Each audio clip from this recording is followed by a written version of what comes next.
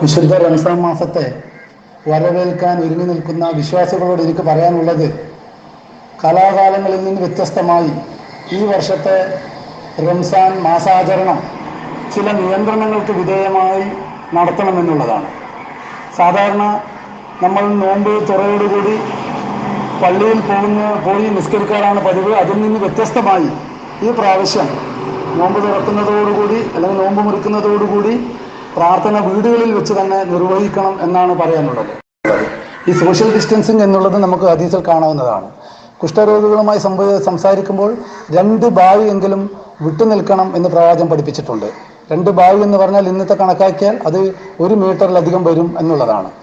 മാത്രവുമല്ല, പ്രവാചകൻ തന്നെ ഒരു കുഷ്ഠരോഗിയെ കണ്ടപ്പോൾ ആ കുഷ്ഠരോഗി പ്രവാചകനുമായി സന്ധി ചെയ്യാൻ വന്നത് അറിഞ്ഞ് കുഷ്ഠരോഗിയാണെന്നറിഞ്ഞപ്പോൾ, തന്നോട് സന്ധി ചെയ്യാൻ വന്നത് കുഷ്ഠരോഗിയാണെന്നറിഞ്ഞപ്പോൾ ഒരു നിശ്ചിത അകലത്തിൽ അയാളെ നിർത്തുകയും ഞാൻ താങ്കളുമായി സന്ധി ചെയ്തു എന്ന് അറിയിച്ച് അദ്ദേഹത്തെ തിരിച്ചയച്ചതുമായിട്ടും ഹദീസിൽ പറഞ്ഞിട്ടുണ്ട്. കൂടാതെ നോമ്പ് തുറക്ക് ശേഷം അസ്സലാമു അലൈക്കും വറഹ്മത്തുള്ളാഹി വബറകാതുഹു. അബ്ദുൽ കബീർ ഫൈലിയാണ് ചെറുകോട്.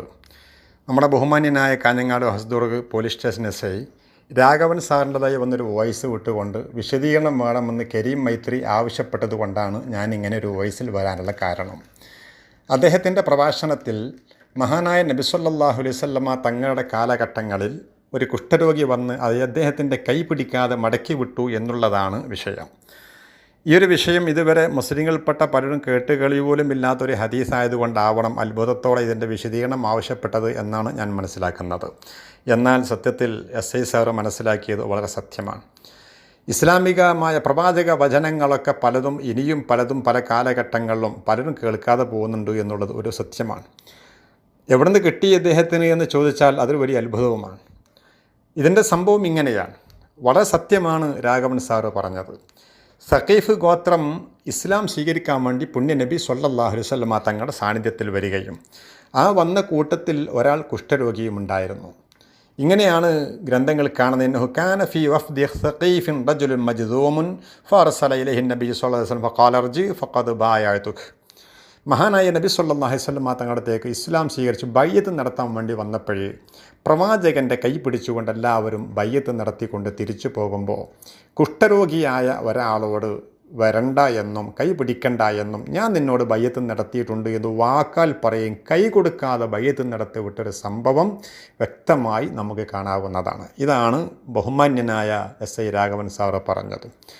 ഇത് മഹാനായ നബി സല്ലല്ലാഹു അലൈഹി വസല്ലം തങ്ങൾ എന്തുകൊണ്ട് ഇങ്ങനെ ചെയ്തു, ആ കൂട്ടത്തിൽ ആ രോഗിയെ മാനസികമായി തളർത്തിയില്ല, ഒന്നും ഇവിടെ വിഷയമുള്ള കാര്യമല്ല.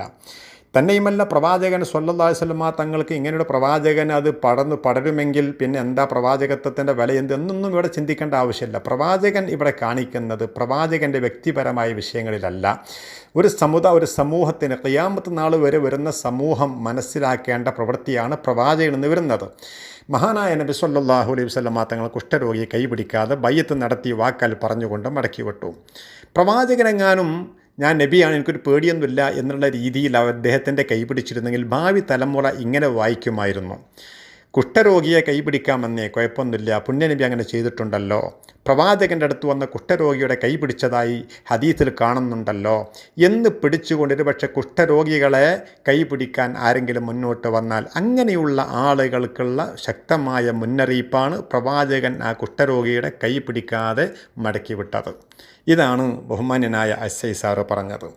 തന്നെയുമല്ല, ഇത് മാത്രമൊന്നുമല്ല, ഇനിയും ഇത് സംബന്ധമായി പല ഹദീസുകളും കാണാം. ഹദീസിൽ തന്നെ കാണാം: കല്ലിമൽ മജ്ദൂമ ബൈനഹു വ ബൈനക ഖദ്റു റുംഹിൻ ഔ റുംഹൈനി. നീ കുഷ്ഠരോഗിയുടെ അടുത്ത് പോകുമ്പോൾ നല്ലോണം ശ്രദ്ധിക്കണം. അവനോട് സംസാരിക്കുമ്പോൾ 1 മീറ്റർ അല്ലെങ്കിൽ 2 മീറ്റർ അകലെ നിന്നുകൊണ്ടേ സംസാരിക്കാവൂ. അതിൻ്റെ അടുത്ത് ഇന്നും നമ്മുടെ പറയുന്നത് 1 മീറ്ററാണല്ലോ പറയുന്നത്. അതേ രീതിയാണ് 14 നൂറ്റാണ്ട് മുമ്പ് പ്രവാചകൻ സമുദായത്തോട് പഠിപ്പിച്ചു കൊടുക്കുന്നത്. നീ ഇങ്ങനെയുള്ള കുഷ്ഠരോഗികളായ ആളുകളോട് സംസാരിക്കുമ്പോൾ 1 മീറ്റർ അല്ലെങ്കിൽ 2 മീറ്റർ നീ ദൂരെ നിന്നുകൊണ്ടേ സംസാരിക്കാവൂ. മറ്റൊരു പ്രവാചക വചനത്തിൽ ഇങ്ങനെ കാണാം: ഖാല സ്വല്ലല്ലാഹു അലൈഹി വസല്ലം ഫിറ മിനൽ മജ്ദൂം ഫിറാറക മിനൽ അസദ്. സിംഹത്തിൻ്റെ മുമ്പിൽ നിന്ന് നമ്മൾ ജീവൻ രക്ഷപ്പെടുത്താൻ വേണ്ടി ഓടുന്നത് പോലെ ഈ കുഷ്ഠരോഗിയായ ആളുടെ മുമ്പിൽ നിന്നും നീ രക്ഷപ്പെടണമെന്ന് പറഞ്ഞാൽ അവനോട് അടുക്കരുത് എന്നാണ്. അവൻ്റെ അടുത്തേക്ക് പോകാൻ പാടില്ല, അവനോട് പിന്നെ പെരുമാറാൻ പാടില്ല. അവനെ നിശ്ചിത ദൂരത്ത് നിർത്തണം എന്ന് പറഞ്ഞാൽ ഇത് ഭാവി അവസാന നാൾ വരെ വരുന്ന സമൂഹത്തിന് ഒരു വലിയൊരു പാഠമാണ് പ്രവാചകൻ പഠിപ്പിച്ചു കൊടുത്തത്. തന്നെയുമല്ല ആധുനിക കാലഘട്ടങ്ങളിൽ ഈ വചനങ്ങൾക്ക് പ്രവാചകനുകൾക്ക് വളരെ പ്രസക്തമായ വചനങ്ങളായത്. SISRനെ പോലെയുള്ള ഇഷ്ടംപോലെ ആളുകൾ അമേരിക്കയിൽ എഴുതി വെച്ചതായി ഇന്ന് പ്രവാചക വചനങ്ങൾ പച്ചയായി ഇംഗ്ലീഷിൽ എഴുതി വെച്ചിട്ടുണ്ട്, പ്രവാചകൻ്റെ ഓരോ കാര്യങ്ങളും. അതുപോലെ തന്നെ കാരണം സല്ലല്ലാഹു അലൈഹി വസല്ലം തുമ്മും വഴി വസ്ത്രം കൊണ്ടോ മറ്റോ കൈ കൊണ്ടൊക്കെ മുഖം പൊത്താതെ പ്രവാചകൻ തുമ്മാറുണ്ടായിരുന്നില്ല. എന്തിനായി ഇതൊക്കെ പഠിപ്പിച്ചു കൊടുക്കുകയാണ് പിൻതലമുറക്ക്, പിന്നെ വരുന്ന ആളുകൾക്ക്. തന്നെയുമല്ല മറ്റൊരു ദിവസം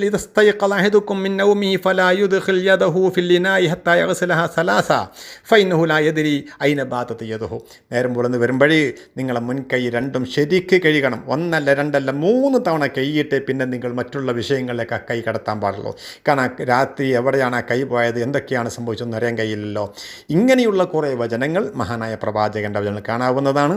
ഇതിൽപ്പെട്ടൊരു ഹദീസാണ് ബഹുമാന്യനായ നമ്മുടെ കാഞ്ഞങ്ങാട് ഹസ്ദുർഗ് SISR രാഘവൻ സാറ് പറഞ്ഞത്.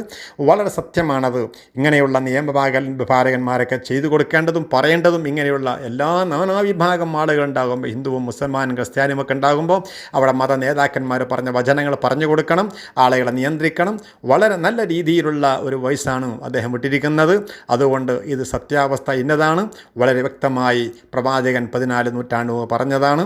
പലതും ഇതുപോലെ പലരിൽ നിന്നും നമുക്ക് കേൾക്കാനിരിക്കുന്നതേ ഉള്ളൂ. സർവശക്തനായ അള്ളാഹു നമുക്ക് സത്യം മനസ്സിലാക്കാൻ തൗഫീഖ് നൽകട്ടെ. അസ്സലാമു അലൈക്കും വറഹ്മത്തുള്ളാഹി തആല വബറകാതുഹു.